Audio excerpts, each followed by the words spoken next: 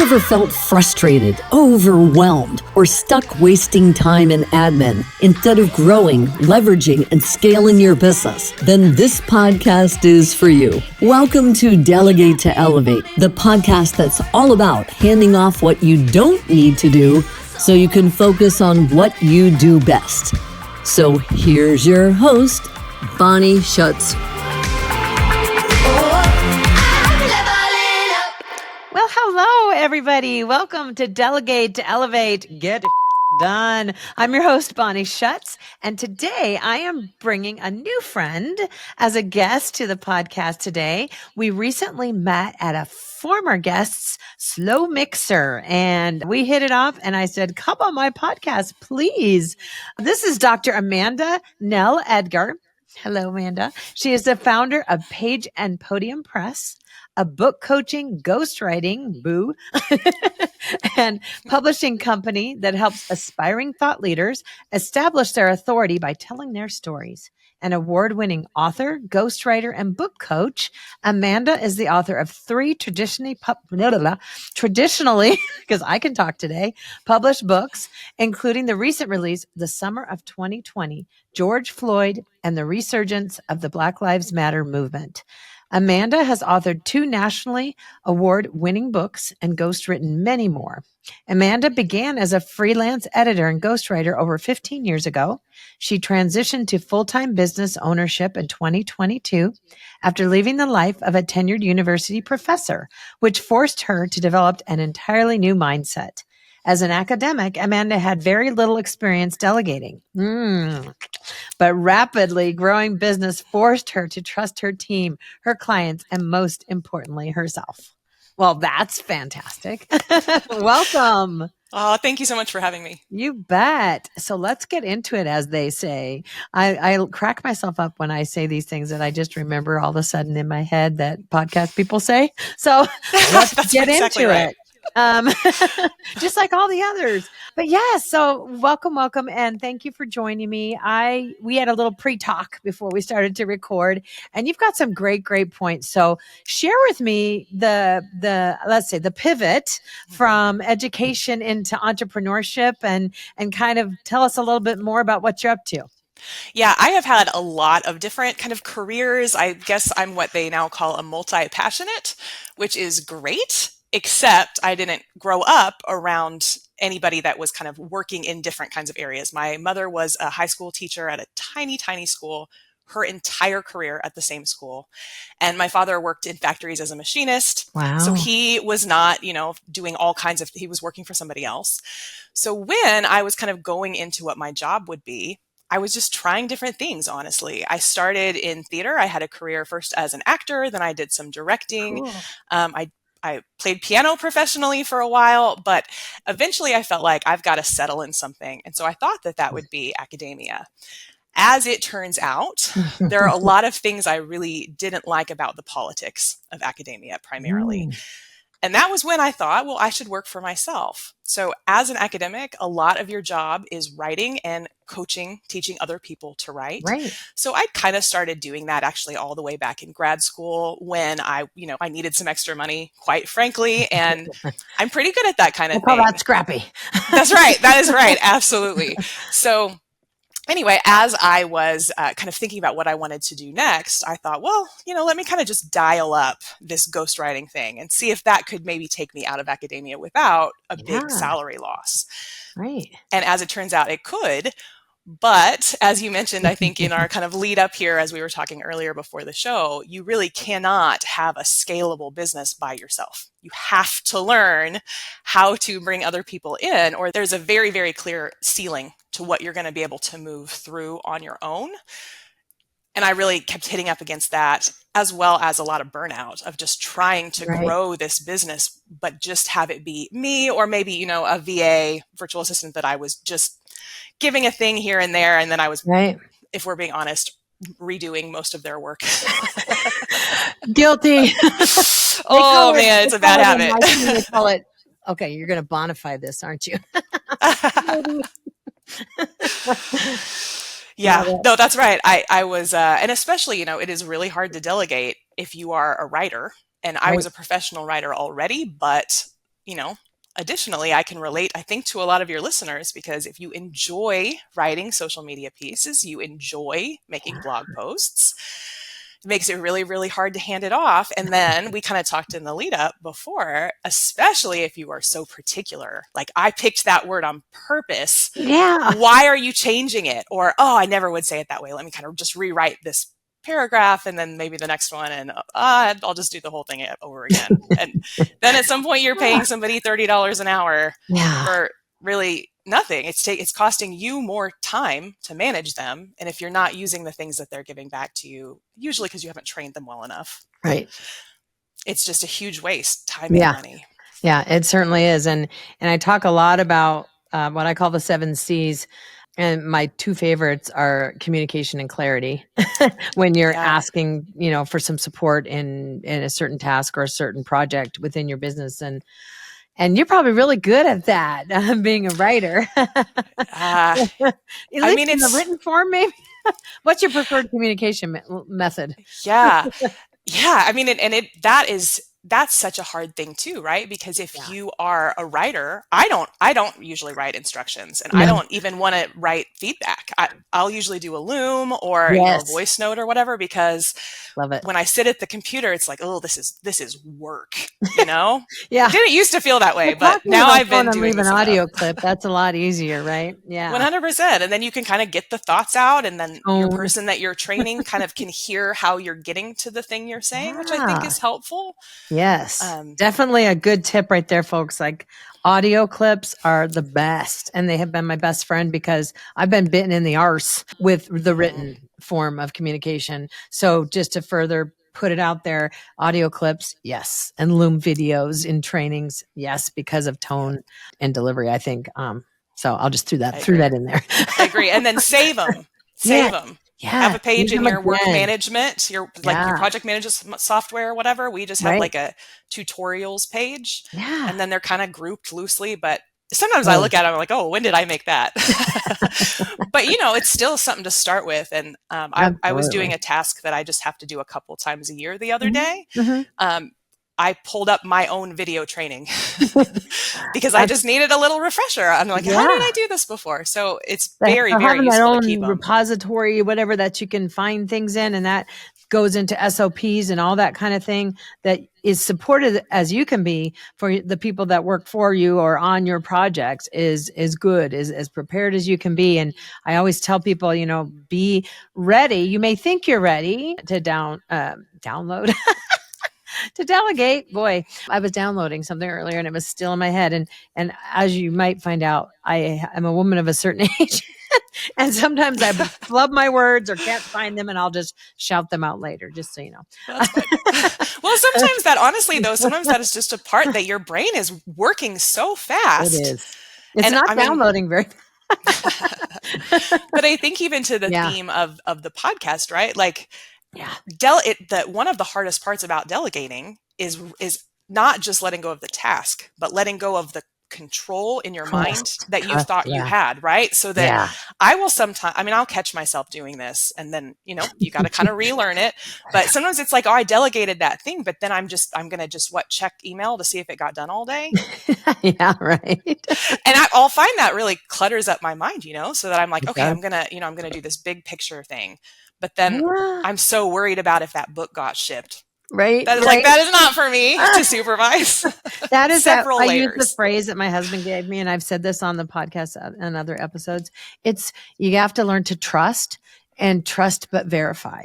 So the verify makes you feel a little better. So you may sneak in there once in a while, but they should expect a little bit of verification while they're earning your trust. Yes. And then trust in yourself that when you're onboarding this new person, that you've done your due diligence about them. You've called their references. You know what they're capable of.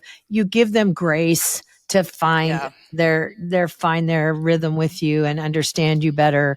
they'll allow you to come in and bonify things a little bit more in the beginning. But then me, I'm still working on myself to step back, like you said, and just not worry about that book being shipped, but do what I enjoy doing, like this. I love doing my podcast, knowing my business is flowing without me right Yes. now.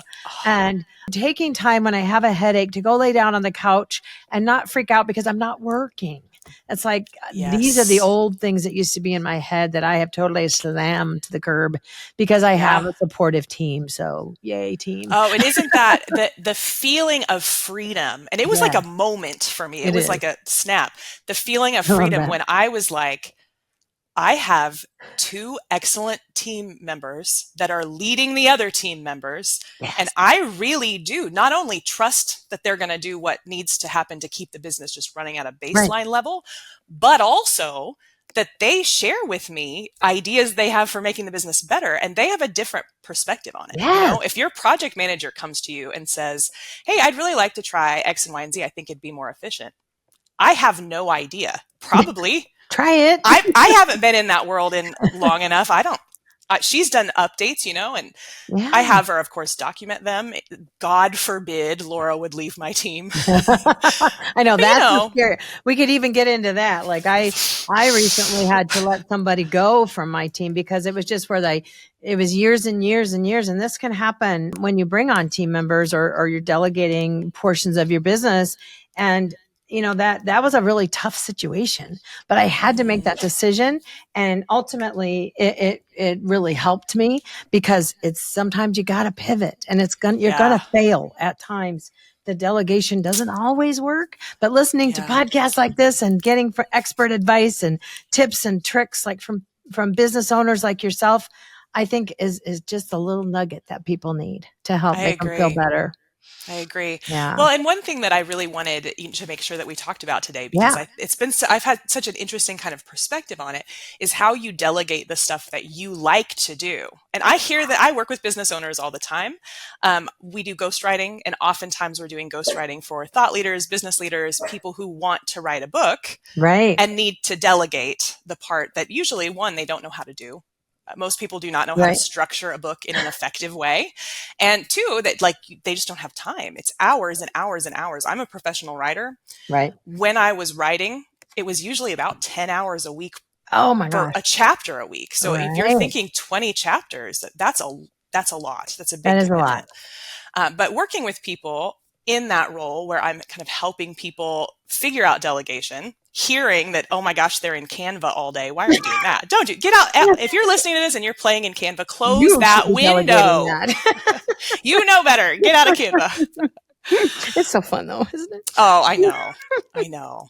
But one of the cool things that I feel like I've gotten to see is, as I mentioned, I came into this career with the ghostwriting angle. I was doing editing, sure, and coaching, whatever. But what I really, really loved when I started growing this business was writing people's books for them. And there is no, delight better than writing a chapter and having somebody come on a call and being like, how did you do this? How did you get my voice exactly right? And truly, but like that was my training. I'd been doing it, for a long time. Yeah. But as I was mentioning, even as a professional writer, it's very time consuming. So there were weeks when it was just me, just trying to grow, where I was working on 4 different clients' books. So Monday I wrote a chapter, Tuesday I wrote a chapter, Wednesday, Thursday, and then Friday I edited them all and sent them out. That is so transparently unsustainable. Right. But in my mind, I was like, oh, but look, I'm knocking stuff out. I'm getting it done. It feels good. I like writing. So the hardest thing really that I've had to go through in delegating wasn't, SOPs for a VA. It was handing the writing off. Yes. Your zone of genius. Yeah. That's right. Because it is my zone of genius. Yep. But if you want to scale at some point, you got to find a different zone of genius where you're the CEO, not the worker. Get the right mindset to elevate and, have more success in your business. If that's what you want to do, if you got into business because you like Canva and you want to play Canva all day long. And that's funny because it may be not relevant here, but, I was an executive assistant in corporate for 27 years and I didn't get to be creative. So one of the first things in my business, Yeah. I wanted to do social media. I wanted to play and be creative, but that wasn't sustainable or for a growth model for my business. And Yeah. so I got past the fun after trying it for a little while and realized, somebody else, this is probably their zone of genius, and it'll take them a little while to get to know me. But I've had that offloaded off my plate Yeah. for about 3 years now. Yeah. I miss Well, it a and little. there I can is still put posts out there myself if I want. Oh, I do it all the time. If Yeah. something comes up just in the moment, I'll do a post really quick. I mean, Exactly. I try to keep it to my personal Yeah, / professional exactly. rather than Yeah. the company ones, but you know. What was the out of curiosity, what was the first thing or that you outsourced or delegate, or who was the first person you brought on to your team? Yeah, that is such a good question. So I first hired an intern, and this is actually before 2022. I was still a professor then. This is when I was kind of playing with your side hustling. Yeah, I was kind of playing with like, could this side hustle actually be a full-time? Because that is a scary leap, you know. It is. A tenured role is not as permanent as I think people think, but it's pretty permanent. It's pretty permanent. So, and I was in the kind of DEI world, so it's another kind of conversation, but that we're seeing a whole different Delegate to Elevate. But we're kind of seeing that that's not that safe. So moving over, it was the best decision I ever made. But that's good. Congrats. I started by hiring an intern, and it was interesting because I started with, what can she do that isn't really an expert thing for me? And I transparently do not remember what I was having her do. I think sometimes she was, emailing we try to get endorsements for all of our authors for their books. So sometimes she was emailing people for that kind of thing. But what I ended up doing was basically training her in all the steps of ghostwriting, except the actual writing. So there are all these things that have to go in, right? Our process is we interview all of our clients for usually sometime between 4 and 10 hours of interviews. Those are transcribed. They send us some notes and things that we coach them through, sending us as well. Right. It is sometimes 200, 300, if you're long-winded, pages worth of notes that have to be organized. So I kind of realized this is an intern. This is a college student. I think she was a junior. I kept her 2 years. I think she started as a junior. And I started thinking, if I can train her to do this, I can train someone to do a professional writer. I can train them to match somebody's voice, of course. Absolutely. Yeah. So anyway, I was like, well, let's kind of play with contractors. I had somebody that had been doing some editing for me, but she has an MFA. Actually, Emily, I still work with her. We've been working together now 5-6 years. Cool. And I brought her over, and oh my gosh, it was life-changing. Love I it. still was editing, and I still do that actually on the early chapters of client work. I still was editing, so I was still seeing everything that was going to the client. But to have it come to me so close to ready and still get that, oh my gosh, how did you get my voice? Or, oh my gosh, this is so good. and then you get to go call your person that wrote it and be like, oh, listen to what they said. It was so fun. They love it. You're doing so good. And that is a whole, you would never even know you were missing that if you never try to delegate that kind of higher level stuff. Yeah. Oh my gosh. That's something I never thought of, but that's a really good point. And it is a dopamine rush. Wow. When somebody tells me that, oh, this VA on your team is a rock star. She saved me $5,000. I'm going to give you a video testimonial.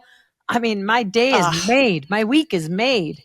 And it's so giving back to them that feedback I just got and telling them just like, that feels so good. It's amazing. And it's a communal celebration rather than individual celebration. Yep. And as a business owner, you can get your partner or whoever to celebrate with you. Right. But they don't really get it. No. Somebody that's on your team, they get it, right? They've seen the people that weren't happy. Right.